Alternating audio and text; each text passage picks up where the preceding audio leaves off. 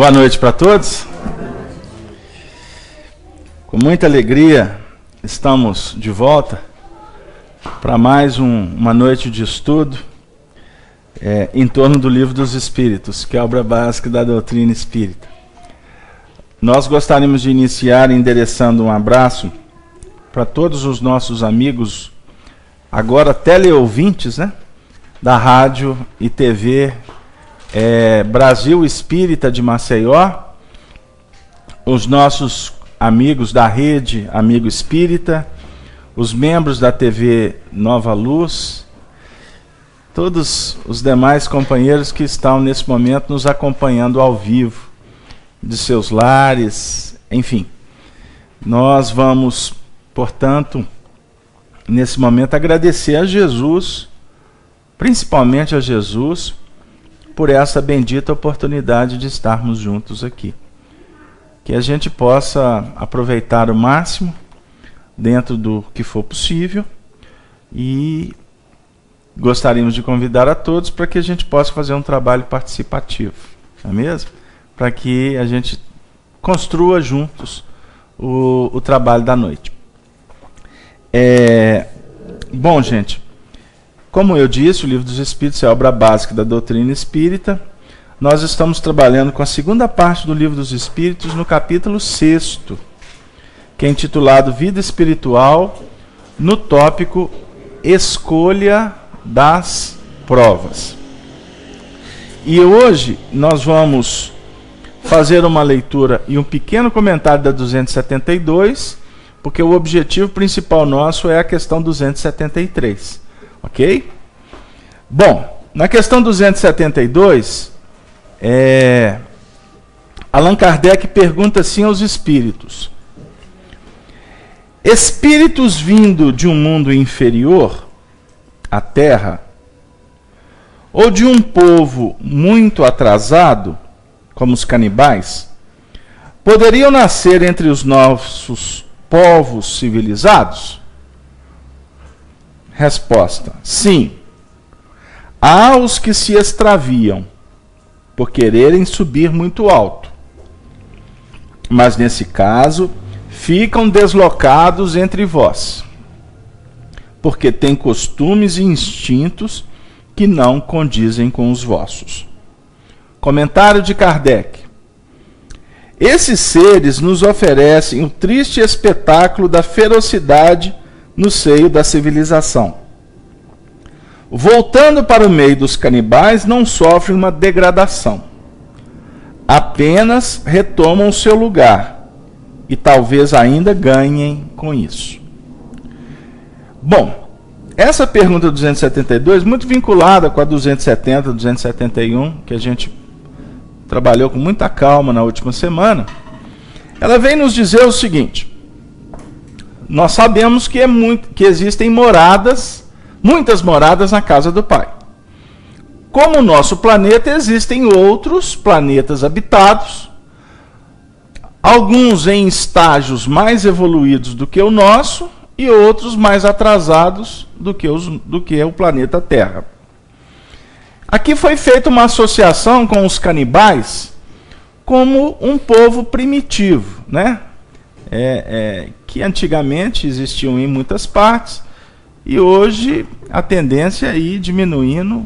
Nem posso dizer se existem ainda, ok? Eu não tenho essa informação. Mas a ideia é, quando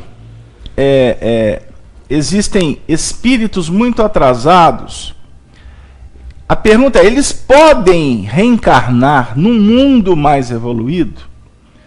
Eles podem sair do primitivismo e serem trazidos para a sociedade mais desenvolvida? A pergunta é essa. Então os espíritos vêm dizer o seguinte: que há sim possibilidade. Mas no caso, Kardec aqui, com os espíritos, vão catalogá-los como quase que um extravio. Eles vão se extraviar do núcleo que eles habitam e vão acessar uma ambiência mais evoluída. Quer dizer, a própria palavra, o termo usado, extraviar, né, já dá uma ideia de que está acontecendo alguma coisa de errado. Quer dizer, sair do pior, de uma condição inferior, para habitar numa condição superior. Então os espíritos vão dizer o seguinte, que quando isso acontece, estes que vêm de uma situação inferior para melhor, eles vão se sentir deslocados. Eles vão ter muitas dificuldades de adaptação. É natural, não é? É como se você fosse lá nas regiões mais carentes do globo e tirar um indivíduo de lá e trazer para viver no nosso meio, com tecnologia, com televisão, com avião, não é? Com tantas coisas desenvolvidas, com um tipo de comportamento completamente diferente. É uma contraposição, é o melhor. É como se a gente estivesse trabalhando de uma forma a agredir um processo de evolução. Portanto, os seres vão habitando os mundos nos quais eles se afinizam, junto com aqueles que estão no mesmo estágio, obviamente, um mais evoluído, outro menos, mas todos dentro de um contexto, de uma hierarquia, de uma escala espiritual, naquele mundo, naquela circunstância. Ok? E isso vale até para o nosso mundo material, a nossa Terra. Por isso que eu citei os mais primitivos viverem num ambiente mais evoluído. Agora, pode acontecer o contrário? Pode. Aqueles que vivem numa ambiência mais evoluída serem levados para uma ambiência primitiva. Só que aqui não é um extravio. Se isso acontecer, é por uma determinação do alto. Porque ninguém em sã consciência vai querer optar em sair do melhor para ir para o pior. Vou falar para uma dona de casa que eu vou tirar da cozinha dela o micro-ondas, o fogão elétrico. Eu vou tirar dela a máquina de lavar, louça, a máquina de lavar roupa. Não é? Aí eu vou convidá-la, essa dona de casa, para ir morar numa ambiência extremamente primitiva, indígena, lá na floresta. A roupinha do marido vai ter que ser na beirada do rio, esfregando na pedra. Já imaginaram que barato? Que coisa super legal. Como é que nós vamos fazer café? Hein? Vamos para o pilão? Hein? E o arroz? Como é que nós vamos fazer com o arroz?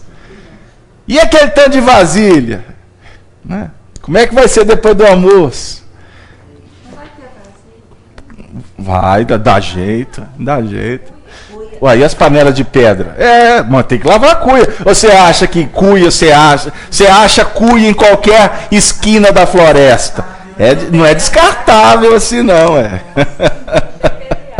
Deu aí, gente?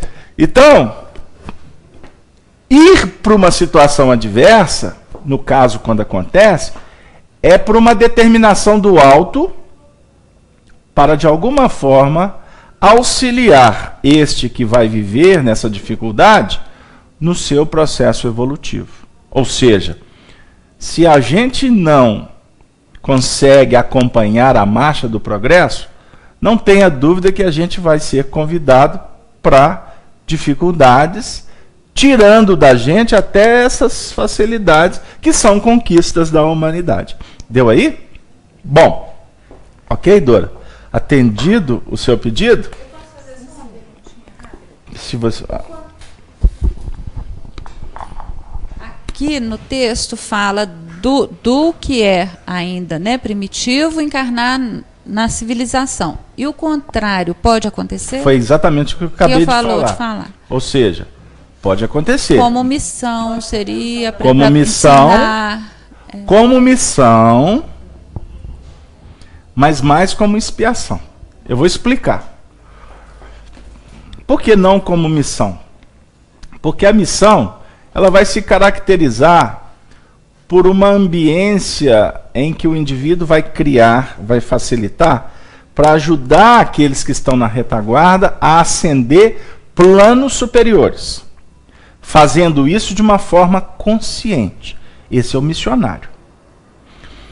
Nesse processo de ir para o mundo primitivo, nós não poderíamos caracterizar como uma missão, porque na realidade nós estamos trabalhando num contexto daquele que vai sair do melhor para o pior, por uma determinação do alto, ou seja, ele se complicou na sociedade, foi tirado dele o direito de viver numa ambiência melhor para ir para uma pior. Então esse indivíduo, ou esse contexto, se apresentar, para ele vai ser uma queda. Ele não estará indo com uma missão superior. Ele vai estar indo por um degredo. A palavra correta é essa. Ele vai ser degradado. Ele vai ser convidado a sair do melhor para o pior. É aquele indivíduo que comete um delito na sociedade. Não é? Ele comete um delito na sociedade, ele vai ser preso, ele vai ser julgado, e ele vai sendo, se ele for condenado, ele não vai ser retirado da sociedade para passar por um processo de reeducação. Então, no caso das reencarnações que se dão nesse nível, é o indivíduo que cometeu dificuldades, delitos na sociedade e foi convidado para viver no mundo inferior. Então ele não está indo como missionário. Mas a queda dele vai levá-lo para esta condição inferior, para que ele viva num meio muito primitivo, muito difícil para ele. E como ele vai chegar lá com uma bagagem, porque ele viveu num mundo melhor, ele se deleitou com muitas coisas boas, quando ele chegar no mundo primitivo, ele vai falar assim, mas está tudo errado aqui. Aqueles que vivem no mundo primitivo, para eles está tudo bom. Não é? Se confraternizam a tribo de lá com a tribo de cá. Não é? Não dá para atravessar o rio. Mas aqui tá bom, a gente caça do lado de cá. Aí os que estão na tribo do outro lado do rio também estão felizes, lá com a vidinha deles. Aqui tem caça, lá tem agricultura. Mas aí, esse que vai reencarnar, que veio de um mundo melhor para o pior, ele vai chegar lá e vai falar assim, mas que vidinha mais ou menos é essa aqui? Aí ele pergunta, vocês já foram do outro lado do rio? Não podemos, porque Deus do trovão... as dificuldades aqui não favorecem para a gente atravessar o rio. Que Deus do trovão, que nada. O Thor sou eu. O Thor sou eu. Aí ele fica namorando o rio, ele fala assim, mas deve ter um jeito de passar. Deve ter um jeito. Porque intuitivamente ele já passou pelo rio até de asa delta. Né? Ele já passou de jet ski. Hein? Com equipamento de mergulho, ele já conhece isso. Só que ele está no mundo primitivo, e lá não tem gasolina, lá não tem equipamento, lá não... Então ele vai ter que dar um jeito. E ele vai dar um jeito. Aí o que acontece? Ele vai bater cabeça, vai sendo levado ao mundo espiritual no sonho. É assim que acontece. Ele dorme com aquele drama. Como é que eu vou fazer para atravessar o rio? Aí eles levam, ele dorme. Aí de noite leva ele em espírito, para que ele se recorde dos tempos que ele era, né? Que ele até praticava esporte radical, canoa, né? Aquelas coisas todas. Aí, canoagem. Aí ele falou assim, gente, mas esse negócio... Aí chega de manhã, até que um dia ele vê uma folha lá em cima flutuando em cima da água. Aí um dia ele vê um pedaço de cana, né? Uma madeirinha que vem escorrendo pelo rio. Mas eu vou montar em cima daquilo. Aí os outros que estão lá, falam assim, mas ele é o cara, esse aí é especial. Vamos até eleger ele como o novo chefe da tribo. Porque ele conhece. Na realidade, para ele está sendo um sofrimento. Agora, para os outros que estão lá, ele é o fera. Então, estratificando, a queda de uns é o soerguimento de outros. Aqueles que estão em fases inferiores da evolução vão passar a ter nele um referencial. Então, toda a mitologia, toda a história que foi consignada lá na antiguidade, ela foi pautada em cima dessa história simples que eu estou contando para vocês. Os deuses, né, do Olimpo, não é? Até a visita de naves espaciais aqui, naquele mundo antigo, isso tudo ia consignando o que se tornou até crença. Foi daí que foi se fundamentando as próprias religiões. Vocês são novos, mas a minha turma antiga aqui, ó, na década de 70 teve um autor que fez um sucesso, o nome dele era, não sei nem se ele está desencarnado, Erich von Däniken. Era um deus astronauta. E a senhora é nova, hein? Isso não é da minha época, não. Hein? Aí, se vocês lerem a história do Eram os Deuses Astronautas, ele faz um estudo lá no Egito, por exemplo, na civilização dos Incas, dos Maias, dos Astecas, e apresenta assim, aspectos interessantes que fica patenteada a visita de naves espaciais aqui na Terra. Não é? Para dar impulso na evolução. Mas então aquela época que era boa, hein, Casalberto? Não. Né? Primeiro que eles não deixam de nos visitar. E olha que nosso estudo não é de ufologia. Eles não deixam de nos visitar. Só que aqui existe uma jurisdição, que é de Jesus. Então existe proteção no planeta. Não é qualquer nave que vai entrar no nosso espaço, sem autorização do mundo espiritual. Esse povo também não é da época do Jornada nas Estrelas, né? Da Confederação. Você lembra do capitão James T. Kirk? Né? Dr. McCoy, né? O Spock. Tudo é minha época. Né? E é interessante, né? Seriado da década de 60. Quantas coisas que a gente assistia naquele seriado que hoje é papo dos meninos aí, tudo materializado. Eu só estou querendo que comece a acontecer o teletransporte, mas isso aí é um assunto para uma outra reunião. Porque o nosso teletransporte, por enquanto, é só de espíritos, porque eles vêm para cá e dão um show de bola aqui nas nossas reuniões. Hein, dona Neuza? Ficou claro esse ponto, gente? Questão 273, viu, Dora? Só um minutinho, porque... Boa noite, primeiramente, para o nosso amigo Marco Aurélio, que está aqui administrando o chat aqui da sala Estudando Espiritismo. Temos aí alguma participação, Marco? Temos sim, Beto. A Cleusa lá de Portugal, Leiria, de Portugal. Cleusa, nossa amiga de Portugal. Vamos lá, Cleusa.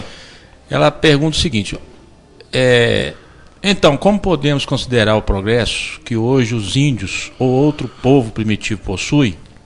Podemos dizer que é uma evolução ou é apenas o progresso material? Existe o progresso.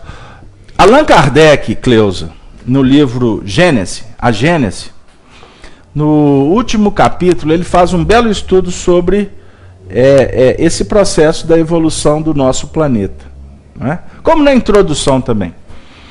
O planeta Terra, ele está em processo de evolução material, moral e espiritual, por consequência.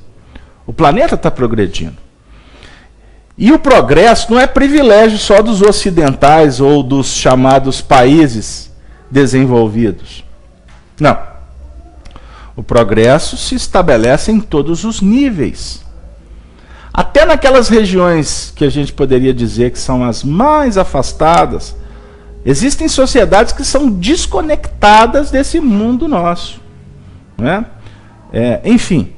Mas até nessas regiões o progresso está acontecendo. Ok? Então, assim, é um contexto espiritual, energético. Agora, é óbvio que nós temos, dentro da própria escala evolutiva no planeta, uma variedade muito, muito intensa de espíritos. é óbvio que quanto mais o planeta vai evoluindo, mais vai diminuindo o percentual da primitividade. Entendeu? Mas ela sempre vai existir. A treva sempre faz parte do processo. Porque senão vira um reino um reino que está muito, muito distante da nossa realidade espiritual. Então, o que é importante a gente entender é o seguinte, que o progresso material, ele não representa progresso espiritual, ok? Você pode ter uma sociedade muito desenvolvida materialmente, intelectualmente, e ser miserável espiritualmente, ok? A gente não pode nos perder em comparações indevidas. Mas o progresso material, querendo ou não, ele abre portas para que em seguida venha o progresso moral. Por uma série de razões. Observem bem. Vamos fazer um paralelo com a nossa sociedade atual. Você vê que quanto mais o tempo vai passando, mais as informações vão atingindo as diversas camadas sociais.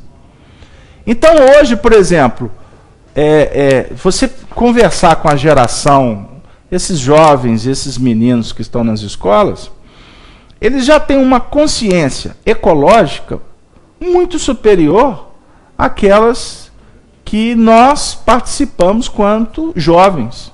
Vamos pegar só por aí. Não é? Hoje, as crianças já falam de saúde com muita naturalidade. Recriminam determinados comportamentos da sociedade que os pais, por exemplo, representam. Alguns comportamentos que eram moda, hoje a sociedade já até repudia. Né? Comportamentos sociais.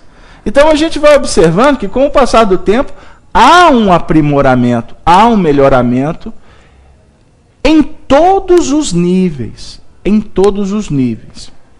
Mas aí vem uma discussão que a gente participa dela. E a nossa reunião espírita tem essa função. Que, em contrapartida, nós também estamos vendo, no atual contexto social, muitas aberrações. Muitas aberrações. Muitas histórias que nos visitam que são extremamente agressivas. Por exemplo, pais que estrupam filhas, cativeiro, descobriram um cativeiro aqui no Brasil, de um pai que manteve aprisionado 2 filhas. E com ela havia uma interação, uma relação íntima. E elas amordaçadas, né? Em cativeiro mesmo, passando por situações complexas. Aí você vai observando coisas que são assim, que a própria sociedade já vai repudiando. Não é? E quando há essa repugnação, vamos dizer assim, esse repúdio, foi a palavra que eu usei, isso já começa a caracterizar uma sociedade que já está atingindo um nível diferente, de mais aprimoramento.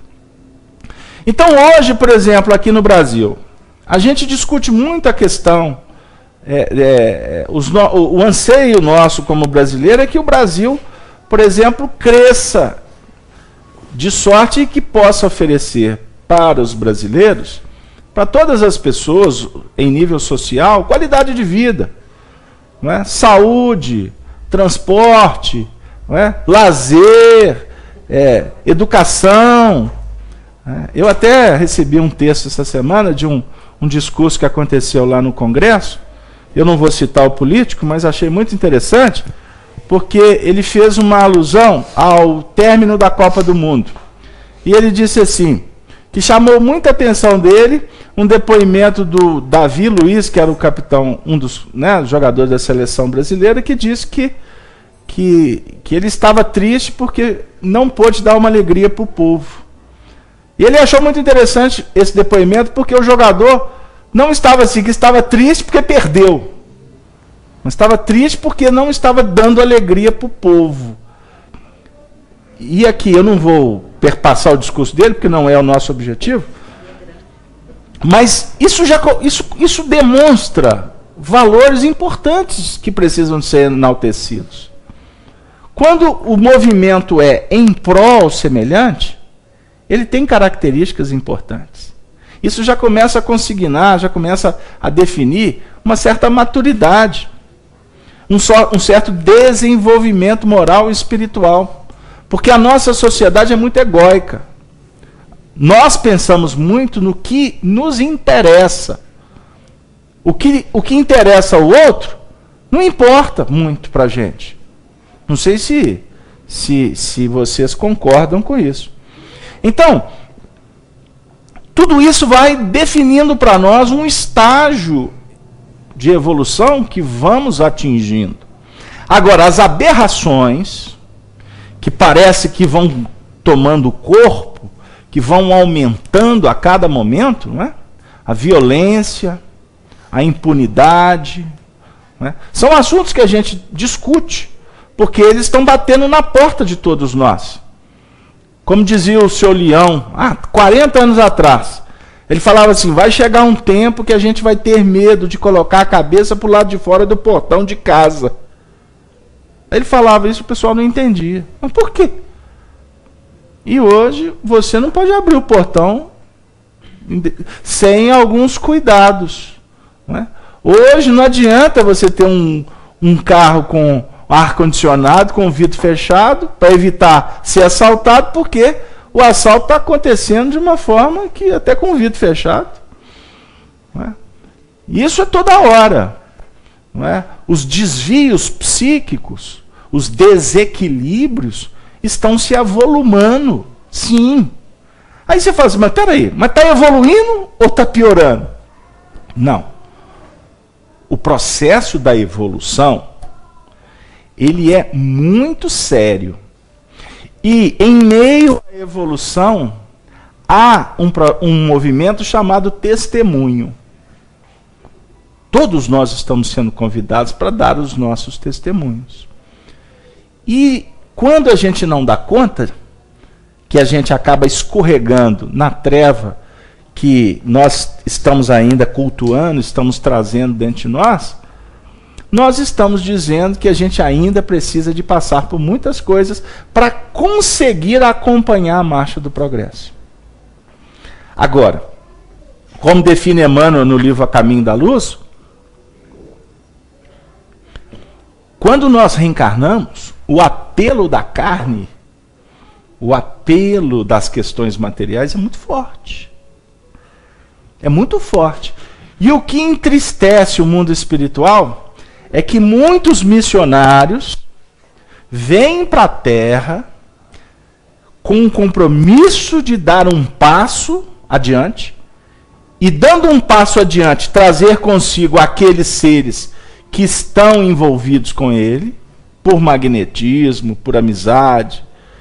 E quando o indivíduo não consegue dar esse passo, acaba com que ele também se torne instrumento para que os demais também tenham que viver algumas experiências que vão apresentar mais necessidades, mais tempo, mais circunstâncias para evoluir. Imagine, Dona Mirtz, a senhora como mãe da família. A senhora é a benfeitora. A senhora tem lá em torno da senhora um grupo que tem na senhora o referencial. Imagine se no meio do caminho a senhora fala assim, quer saber de uma coisa? Vocês ficam aí com seus problemas que eu vou passear pelo mundo. O que vai acontecer com essa prole? Com esse grupo? Esse grupo vai penar. Ele vai passar por dificuldades. Não vai? Não vai? Vai ou não vai, gente? Agora eu estou achando que eu estou conversando com o encarnado. Vocês estão vendo essa turma aqui da frente aqui? Eles estão, vai! Viram? Os espíritos aqui na frente? Os encarnados participam, não? Mas vai passar por dificuldade. Lógico. Agora, não tenha dúvida que a providência divina vai encaminhar uma mãe, um coração benfeitor, para não deixar essa turma aqui órfã, porque o outro foi irresponsável. Vai também aparecer alguém para ajudar, mas o processo vai ser mais complicado, é óbvio. Quer um exemplo? Quando um casal resolve abandonar a responsabilidade, quem que sofre? Não precisa nem de eu responder o resto. Quem vai pagar o pato? Na roça a gente fala assim, os filhos. Aí se você for conversar com os pais, eles vão falar assim, ah, mas não dá para conviver. Mas e os filhos? Se resolvem. Quer dizer, eu estou assinando um distrato de um contrato que eu fiz quando eu reencarnei. Qual foi o trato? Cuidar da minha evolução e contribuir na marcha do progresso com aqueles corações que vão estar próximos. Isso é básico. Aí se eu deixo a tarefa mais importante, olha o que eu vou dizer, hein? Esse assunto dá até vontade de mudar, né? Vamos pular? Vamos para o Evangelho agora? Porque quando chega o negócio começa a apertar, tem que ir para o Evangelho para dar uma adocicada. Porque Kardec joga com a gente assim, põe a gente para pensar. A tarefa mais importante nossa começa dentro de casa. Dentro de casa. Mesmo que você viva num núcleo de dificuldades, que você se sinta como aquele ser que não tem vínculos espirituais, mas tem um vínculo da carne, meu amigo. Juridicamente tem um vínculo ali. Ok? A lei diz isso. Qual lei? Dos homens? A lei dos homens atualmente está tão fácil de você resolver. Não é? Tão fácil. Aí outro dia um companheiro brincou dizendo assim, que costuma numa separação, a única pessoa que sai ganhando é o advogado. Todo mundo sai perdendo. Né?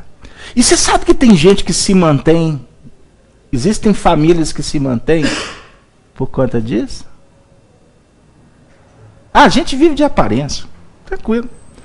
Porque se tiver que vender, aí já vai começar a cair o padrão. Não é o padrão da CEMIG ali, não. Não é o padrão da luz, não. Se bem que costuma ser que não dá conta nem de pagar a luz. Mas observem como que Deus provê.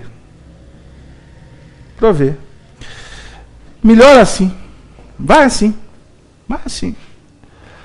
E eu vou dizer isso para vocês, que a gente falar isso com a mídia, transmitindo essa imagem para um número de pessoas que a gente nem sabe o quanto, eu costumo brincar dizendo que a gente costuma ser enviado para um umbral. Mais fundo, né? Porque no umbral a gente já está. Né? Porque nem todo mundo está disposto a ouvir. E costuma ter uma situação que o indivíduo já fez. Já está escrito. Aí ele fala, pô, e agora? E agora que você tem que tomar consciência do que você fez. E em nome da doutrina espírita, tem muita gente que diz, não, mas a doutrina espírita é livre-arbítrio. Né? A doutrina espírita explica uma série de questões. Olha, já cumpriu o mandato, já acertou as coisas, podemos ir embora. Ok. Aí eu costumo dizer o seguinte, isso é tão bonito esse discurso, mas quando é um casal, apenas. Olha para você ver a história dos namorados. Né? Namorar é tão bom, né? Em todos os sentidos, inclusive na hora que termina. Não tem que dividir nada, né? Isso é dentro da visão material. Estou brincando, mas a ideia é, quando é um casal apenas, sem problema, acabou, fechou o ciclo, tudo bem, você para lá e eu para cá. Sem culpa, sem trauma, né? Mas se tem filho, não é casal. Não é casal. É família. E família é a base espiritual da sociedade. Se a gente não entende esse desafio para abraçar e trabalhar com ele, como dizia minha avó, lá no interior de Minas Gerais, com que cara, Marco Aurélio, que eu vou chegar para Dilma, que eu vou chegar para o governador, que eu vou chegar para o prefeito e falar que eles não estão compromissados com o povo? Hein, senhor Murta? Com que cara, com que autoridade eu posso cobrar dos outros o que eu não estou comprometido em viver? Vamos mudar de assunto? Melhor, né? Você está gostando? Você é educada, vai falar que tá. Deu aí? Para a gente pensar. Porque no dia, senhor Murta, que a gente desencarnar, que a gente for acertar as nossas contas, não vai ter juiz lá não, tá? Mas nós vamos chegar do lado de lá, nós vamos olhar um espelho. E esse espelho, Eustáquio, ele vai estar dizendo tudo que eu fiz. Porque aqui eu vou fazendo, vou acumulando. E como segunda-feira está aí, virou a semana, né? Aí você viaja. Tem gente que fala assim, o negócio é viajar, porque aí esquece os problemas. Mas depois que termina a viagem, você volta, aí começa outra etapa e etc. Aí fica um jogo de empurra, uma encarnação inteira. Porque nós fugimos espetaculosamente dos nossos desafios. Por dois motivos. Ou por indiferença, ou então por rebeldia. A rebeldia pode se manifestar por medo, por tristeza, uma série de coisas. Mas é rebeldia. Isso é indolência, isso é orgulho. Se o problema está batendo lá, deixemos de ser orgulhosos. Você já imaginou, Eustáquio, se você começar a escolher paciente para você atender lá no hospital? Você já imaginou, Eustáquio? Como é que vai ser dessa turma? Como é que vai ser os filhos do Calvário de Jesus? Você não pode escolher paciente. Porque se você, como um sacerdote da medicina, escolhe paciente, você também está fazendo um distrato.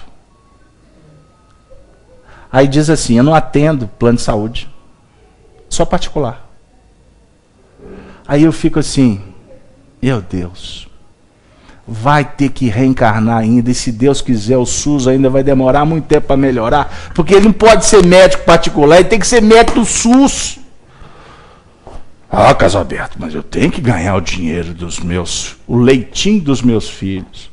Ele tem que manter a viagem para a Europa, ele tem que continuar frequentando os restaurantes mais caros. Então, vamos refletir. Estudo com Kardec, com doutrina espírita, não podemos fingir que não está acontecendo problemas espirituais na nossa evolução. Então doa a quem doer. Nós temos que falar. Não adianta fugir. Não adianta fugir. Dr. Bezerra de Menezes foi uma das maiores celebridades desse país.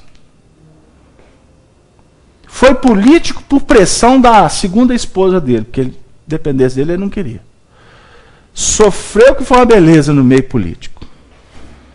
Mas quando ele parava para discursar, todos se curvavam diante de uma autoridade espiritual que foi conquistada por anos e anos de trabalho despretensioso. Dr. Bezerra de Menezes, o título que ele levou foi Médico dos Pobres. Aí ele tem um discurso que fala assim, o médico de Jesus, ele não pode escolher quem que ele vai atender. Eu tenho esse discurso lá em casa. O médico de Jesus não escolhe aonde ele vai atender, que horas que ele vai atender. O médico de Jesus é aquele que, se o indivíduo não tiver como pagar, ele vai deixar de atender uma dor, um sofrimento, porque o indivíduo não tem como pagar. Ah, Casalberto, mas o sistema está errado, a gente tem que dar o grito.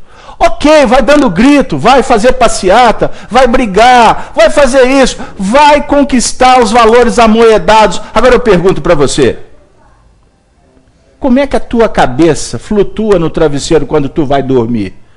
Tô bem. Então beleza, continue assim. Mas eu quero te dizer que em breve você não vai estar bem. Porque daqui a pouco você vai começar. Na hora que você precisar de um médico, você vai lembrar da sua conduta como médico. Você vai lembrar.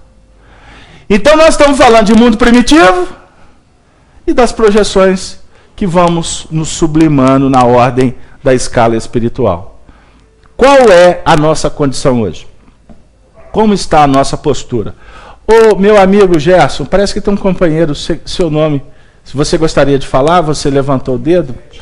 Tiago, use o microfone para os ouvintes poderem registrar a sua participação. Muito obrigado, Tiago. É a primeira vez que você vem à FIAC? É a primeira vez que eu venho aqui. Seja bem-vindo, se sinta aconchegado dentro dessa fraternidade tão amiga e eminentemente mineira, uai.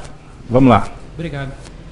Eu estava com uma dúvida sobre essa questão que você está falando, da questão de mundo primitivo, essa questão de evolução. Nesse caso, você estava falando eu até vi essa reportagem de um pai que aprisionou as filhas por 20 anos. Sim. Jesus sempre fala que o escândalo é necessário, mas ai daquele que praticar esse escândalo, que motivá-lo. Será se por acaso, né, se esse pai não cometesse isso, elas precisariam passar por isso? Tiago, não é isso? Ok. Tiago menor ou maior? Maior. Maior. É porque ele é grande, viu? O pessoal que não está assistindo. Mas o Tiago maior é mais incisivo, hein? Judeu, assim, ele que segura a onda da casa do caminho. Mas vamos lá, Tiago. No passado eu tirei, por exemplo, a vida de alguém determinado, de uma forma cruel, sagaz. Eu empunhei uma espada e tirei a vida de um companheiro. Isso está registrado na lei da vida. Eu não preciso de reencarnar para alguém me tirar a vida com uma faca. Mas eu posso ter um ataque cardíaco. Eu posso passar por uma cirurgia e um equívoco médico promover a minha desencarnação. Pode acontecer muitas coisas para nós nos ajustarmos no contexto da lei divina, na contabilidade maior. No Antigo Testamento nós vamos encontrar muitos textos que falam sobre a ira de Deus, que ninguém foge à ira de Deus. Isso é uma expressão que define que ninguém foge às injunções do caminho. Ninguém. Deus não pune ninguém. Porque Deus é amor pleno. Ele é justiça soberana. Deus se expressa oferecendo o manancial da vida para que nós possamos pulsar dentro desse contexto de vida e atingirmos a plenitude e a perfeição. Então, os espíritos não se felicitam vendo alguém pagar o preço por ter optado de uma forma indevida. Pelo contrário, Jesus se apresenta para os sofredores. E ele não disse que apresenta para os sofredores que estão com a ficha limpa. Não. E por sinal, ter ficha limpa agora nem é importante. Não adianta nada. Não precisa ter ficha limpa, não. Só candidatar de novo.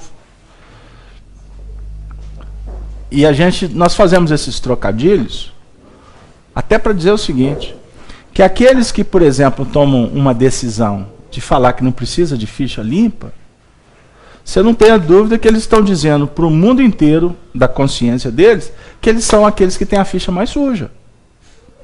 Isso é básico. É difícil raciocinar assim? É difícil? Não. Agora, quem está promovendo, quem está querendo facilitar para que haja ficha suja, é aquele que vai ter que limpar. o chão do hospital amanhã. Nossa, mas esse trem aqui, nem sabão direito a gente tem. Mas tem que limpar a privada. Julguei pesado? E eu estou falando isso, não é demérito. Porque tem muita gente que limpa a privada irradiando luz para o hospital inteiro. Tem mais autoridade espiritual do que o diretor do hospital. Ok? Mas também existe na ordem da limpeza, e você pode apostar que uma boa parte está ali debaixo do guante do sofrimento. Não queria estar ali. Ali é mundo primitivo. Mas por que está ali? Básico. É porque não soube se portar, não soube se conduzir diante da organização natural da vida. É muito triste quando a gente analisa, por exemplo, uma história como essa. Cativeiro. Você não tem a dúvida de que essas companheiras favoreceram o cativeiro de alguém ontem. Não é? Não tem dúvida. Por que uma bala ficou perdida e alvejou uma pessoa? Quem atirou não sabe que atirou em alguém.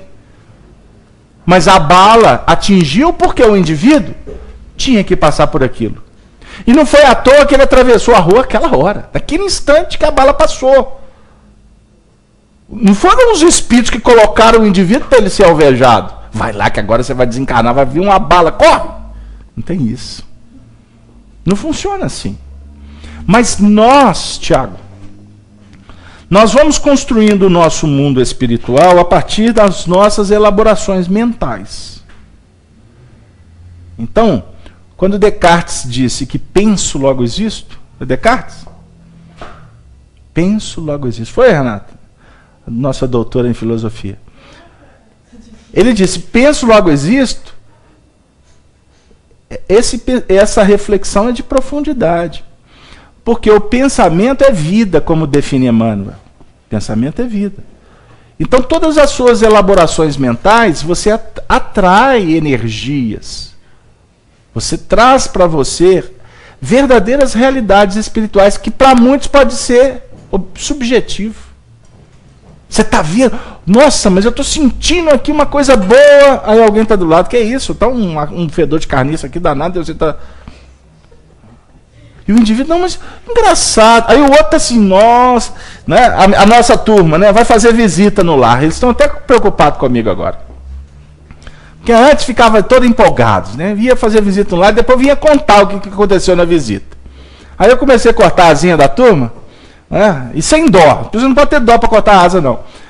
Aí chegava assim, nossa, mas nós somos numa casa, que vibração pesada. Eu falei assim, nossa, pesada é minha casa. Você já foi lá? O que é isso? A sua? Ó, e talvez a sua está pior. Porque eu sei que não está percebendo. Vibração pesada, identificar coisas ruins, você pode identificar de acordo com o seu estado de alma. De acordo com o foco que você estabelece na observação. Agora, vibração pesada é o nosso planeta. É um planeta de prova e expiação. Você quer aqui sutilidade? Você quer aqui viver no oásis, no mundo maior? Não. Aqui é desafiador para nós. Agora, se a batucada está tocando, sintoniza com Tchaikovsky. Se o funk está comendo, busca Beethoven. Olha o Casavelho, Caetano. Tá bom, busca Caetano. Busca Milton. Busca o Clube da Esquina, por sinal o pai do Lobote desencarnou ontem. Ok? Busca onde que você se sente bem. Ah, meu negócio é samba. Vai pro samba. Você que elege. Você que escolhe. Agora, se eu fosse você, eu também sintonizava com o que te liberta. Será que essa música que você está ouvindo hoje, ela te aprisiona ou te liberta? Independente do ritmo, tá? Porque pode ter muita gente no funk aí, no mundo espiritual superior. Eu acho difícil, mas pode ter missionários lá. Não é? Então depende da sua posição, da sua análise. E não tem preconceito. Aí, vocês estão com preconceito com o funk. E por sinal, o carro de música não passou aqui hoje. Olha aqui. Aí, eles estão atrasados. É porque a gente faz a prece inicial, começa um desfile de carro, de som, O som é mais caro do que o Fiat 147 que carrega o som. Vocês não têm a dúvida que esse aí vai desencarnar amanhã para ser otorrino, cuidar do ouvido dos outros, viu, Eustáquio? Porque ele estraga tanto a audição da turma que depois vai ter que cuidar, pingar remedinho, né? Equipamento. Isso é um sacerdote. É assim que a vida devolve, amigo. Você acha que essa turma que está cuidando da evangelização ali, do filho das outras mães, são todas elas almas sublimadas? São não. É porque aprontaram muito com a meninada e hoje, ou então fecharam a porta para elas. Aí hoje está aí. Né? É psicólogo, é terapeuta ocupacional, né? É evangelizadora, é parteira, é obstetra, professor.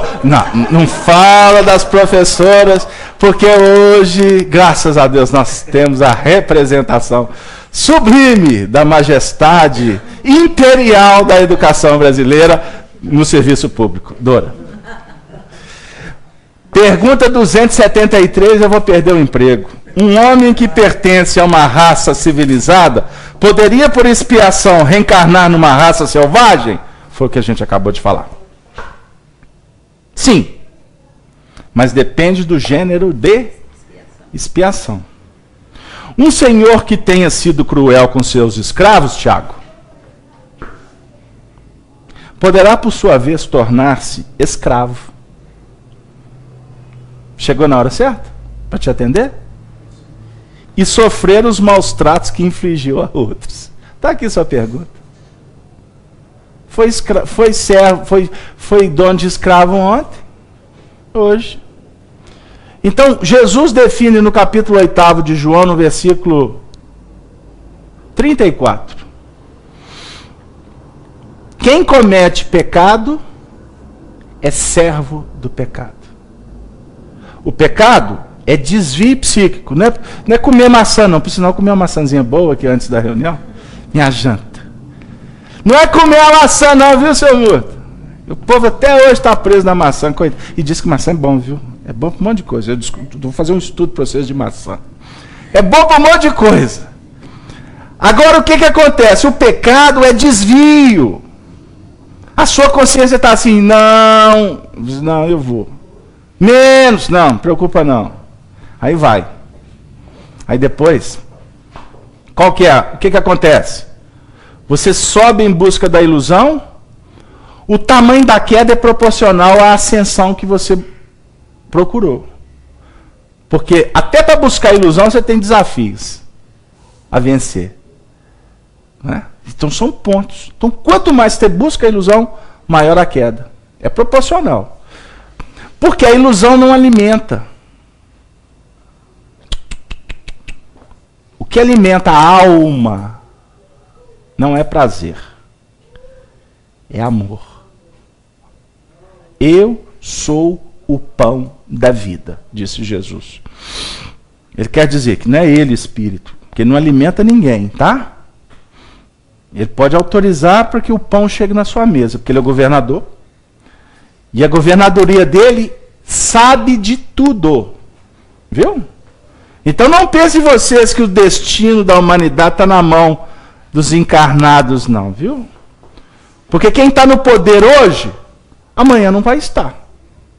Ok? Poder na Terra não é perpétuo. É temporário. Agora, a autoridade é para sempre. Se você adquiriu autoridade no exercício do seu mandato, ninguém tira isso mais de você. Amanhã você pode reencarnar para cuidar lá do banheiro do Odete Valadares. Você pode ir para lá, viu, Eustáquio? Mas você pode ter certeza que você cuidando do banheiro do Odete Valadares, de vez em quando você vai passar a ver um indivíduo lá, abandonado lá, coitado, no meio do corredor. Você pode passar a perder, nem que for um passe você oferece, porque você não vai se segurar diante do sofrimento. Deu aí, gente? Aí a gente vai entender por que espíritos como um Chico Xavier, por exemplo, reencarna para dedicar a vida toda para o semelhante. Aí tem gente que fala assim, nossa, mas como é que ele conseguiu? Ele conseguiu porque ele exercitou. Quanto mais você faz, quanto mais você percebe que o trabalho é bendito, mais você vai tomando gosto. Aí quando você assusta, você está fazendo. É prazeroso. É um discurso de um político que desencarnou num acidente, porque ele tinha que passar por aquilo, porque ele promoveu isso antes. Ulisses Guimarães. Ele dizia: faço do meu dever o meu maior prazer. Isso é lindo. Isso é transcendente. Jesus disse: meu Pai trabalha até agora. E eu também. Porque aquela ideia de que Deus descansou no 7º dia, isso é simbólico. Moisés não escreveu aquilo à toa. Porque, aliás, Deus não faz. Deus não faz. Deus cria. Quem faz são os homens, os espíritos. São os co-criadores do universo. Porque se Deus fizer, Eustáquio, ele é contraproducente. Como assim, Carlos Alberto? Qualquer realização de Deus está tirando a oportunidade de alguém de fazer. Entendeu? Lá nas escalas superiores. Então, quando nós realizamos, independente, espíritos primitivos ou espíritos siderais, altamente evoluídos, quando você está realizando, você está se completando. Você está se alimentando com o que o mundo não pode dar. Portanto, você é o produtor da sua felicidade ou da sua desdita. Então, quando nós desviamos do caminho, automaticamente nós nos tornamos escravos desse desvio. Não sei se chegou lá. Casa aberta, seja prático, ok. Vamos lá. Tem muitas coisas que nós estamos passando na vida que elas costumam representar um verdadeiro cárcere. Tem tarefas que são cárceres. O sentimento é esse. O indivíduo faz, não consegue sair daquela situação, se repete. Então por que ele está operando tanto naquelas bases? Porque ele se vinculou. Vinculou com pessoas, vinculou com circunstâncias, vinculou-se com ele mesmo.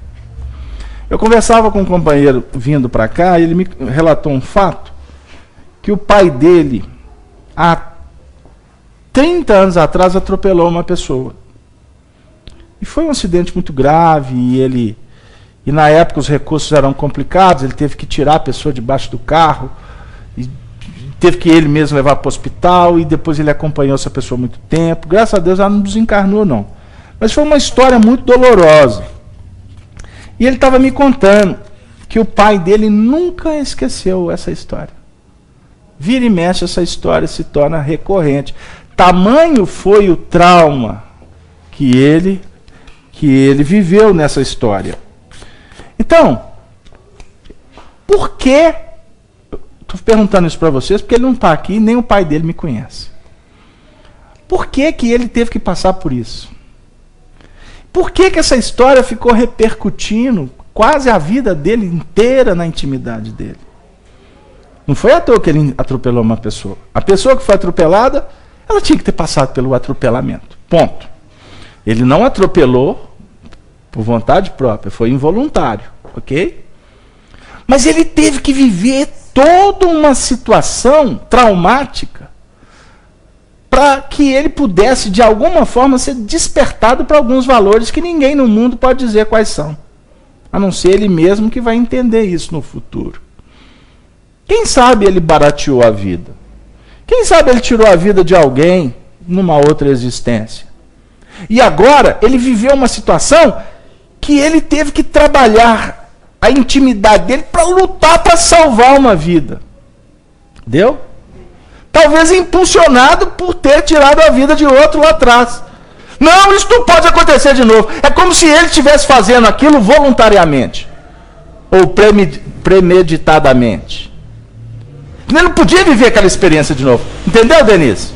Eu estou elencando uma história aqui para a gente ter algum parâmetro como base para que a gente possa entender que algumas atividades, alguns desafios que nós temos na atual existência, é uma forma que a espiritualidade encontra de nos mostrar o tanto que nós abusamos do poder. Olha a frase.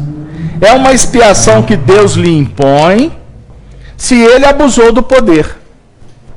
Um bom espírito também pode querer encarnar no seio daquelas raças, ocupando posição influente para fazê-las progredir.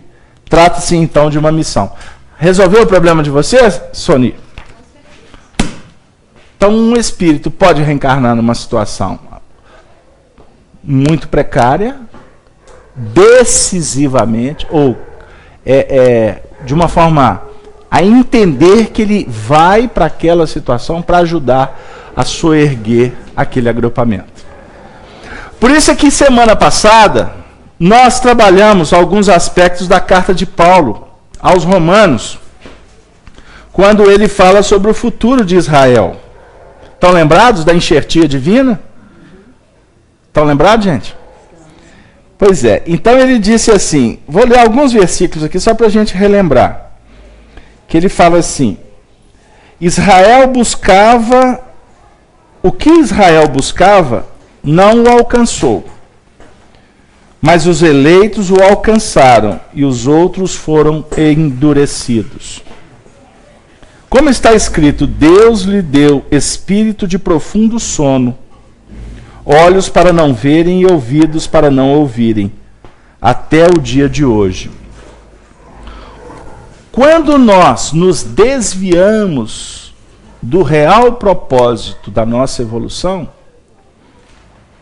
as próprias circunstâncias nos auxiliam no processo da queda, para que a gente possa entrar num sono profundo. Isso é muito bonito. Porque muitas vezes o indivíduo vai ver e não vai enxergar. Ele vai ouvir e não vai entender. Foi o que aconteceu, por exemplo, com os capelinos que foram trazidos para o planeta Terra para ajudar na nossa evolução. Foram milhões de espíritos que vieram lá da Estrela do Cocheiro, né? lá de Capela, para reencarnar aqui, porque lá eles estavam passando por um processo parecido com o que está passando o planeta Terra agora. Isso se deu em torno de mais ou menos 30 mil anos atrás. São as informações espirituais que Emmanuel nos legou e Kardec também. Por quê? Eles foram tropeçando, e eles estavam tropeçando para cair? Não. Eles foram optando em não querer seguir a marcha do progresso. É como na atual conjuntura. Espíritos que não querem e são indóceis, indolentes, rebeldes quanto ao processo da evolução planetária. O que vai acontecer com eles? Eles vão ter que entrar num sono profundo e serem retirados do contexto planetário. Porque existem espíritos que estão com um nível de periculosidade tão alta que eles não podem permanecer aqui. Fica uma questão de contraproducente. Essas aberrações que nós citamos aqui, que vocês, todos nós, nos deparamos no noticiário, isso tudo está acontecendo num momento de aferição. Emmanuel, na década de 40, quando escreveu o livro A Caminho da Luz, ele falou assim, aproxima-se um tempo em que o planeta Terra vai viver uma fase chamada aferição. Testes, como nunca houve antes. Então, o contexto planetário de tantas facilidades, de tanta informação, de tanta tecnologia, ele oferece todos os elementos para que o habitante do planeta tenha claro que ele pode fazer o que ele quiser. Ele pode fazer o que ele quiser. Está claro. Observem o nosso país. Um país de impunidade. Não existe no planeta Terra um ambiente tão favorável para que um espírito seja ferido como o Brasil. Não existe. Eu comentei aqui algumas semanas atrás, estou acompanhando um caso de um companheiro que aos 18 anos de idade assaltou uma senhora nos Estados Unidos e por causa de um assalto ele foi preso. E ele tomou alguns anos de cadeia. Aí ele saiu, foi para a corte maior e reincidiu na rua com um outro assalto. 30 anos de cadeia. Eu vou resumir a história por conta de um assalto. E sem papo, não tem conversa. 30 anos de cadeia. Envolve-se droga, uma série de coisas que pesa na ficha. Então, aí vocês imaginam o seguinte, um espírito precisa ser testado. Ele precisa ser testado. Pode ser que um ambiente para ele ser testado não seja os Estados Unidos da América com a Suprema Corte de lá. Não pode. Porque senão qualquer desnível, pum, cadeia. Prisão perpétua. Não, vai demorar demais, gente. Vai demorar demais. E olha que lá tem cadeira elétrica em alguns estados. Pena de morte. Sabe o que é pena de morte para um país? Karma coletivo que ele vai pagar. O Brasil não tem pena de morte declarada. A pena de morte que existe é entre os que estão mortos. Eles mesmos atiram no próprio... Eles mesmos atiram no próprio pé. É da lei. Traficante mata traficante. Ambiente de violência se resolve com a violência. Agora eu quero dizer o seguinte, por que existe impunidade então? Em nível social significa que o país precisa de crescer muito, porque é um país infantil. Agora, como um país criança, Jesus diz assim, tem que ser aí que vamos implementar a democracia. Não pode ser num regime totalitarista, não pode. Só que chega um ponto que as coisas vão precisar de organização. E não pensem vocês que vai ser no diálogo que vai se organizar no primeiro momento. Não, precisa de líderes. Precisa de organização. E eu não tenho dúvida de que no dia que um presidente democrata estiver com o pilar das Forças Armadas do lado, começa-se a organizar uma bagunça. Mas isso é história para séculos para frente, não se preocupe. O que eu quero dizer é o seguinte, não existe uma ambiência tão interessante como o Brasil, para que você possa dizer assim, Jesus, eu quero viver o Evangelho, ou eu não quero viver o Evangelho. Entendeu, Renata? Só que aí o que acontece? Por reencarnar no Brasil, a responsabilidade é dobrada. Também. Captou? Do mesmo jeito que tem liberdade, automaticamente a responsabilidade vai bater.